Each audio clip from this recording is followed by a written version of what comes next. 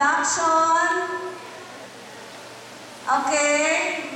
Lahat po ng mga classroom officers yan, nagkaroon tayo ng recognition during that time sa mga nag-perform na mga masisipag na officers.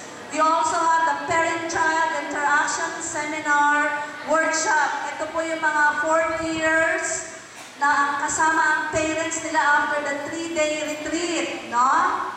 And then, so far, meron po tayong 4 na scholars na tinutulungan po ng ating Homeroom Family Council. Grantee po itong mga ito.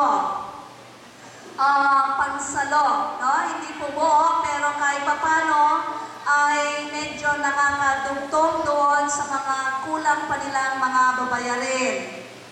And then present din po sila sa ating sports fest during the talent portion, the talent night. Gabi po yan, habang pinapanood ang kanilang inyong mga anak sa kanilang mga talent, nagtitinda po at nagpo-fundraising, a part of their fundraising.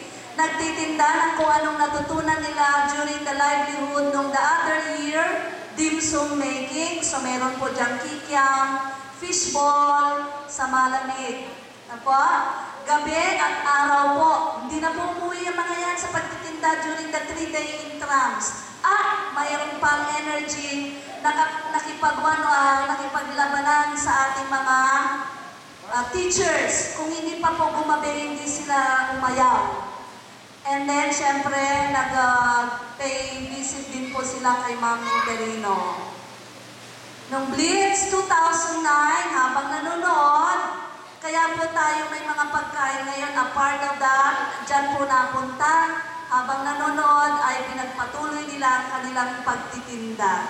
Na po, ang ating mga masisipag na homeroom officers and members. That was during the Blitz. Okay? Ayan po ang ating mga masisipag at magagandang mga officers. Wala po yung isa dyan, binulutong.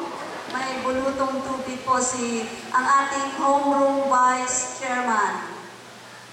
At nagkaroon po tayo ng livelihood, dalawang part or date po yan. Isa sa ating adopted parent ng mga barangay natin, adopted barangay. Plus homeroom members na po. Dito natuto na silang gumawa ng pang-araw-araw na gamit natin.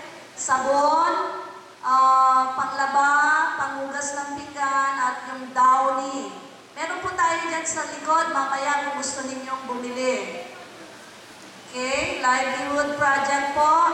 At kailan lang, noong Sabado, ang ating very successful parenting seminar. Kasama po dyan, presentation, doxology ang ating mga anak.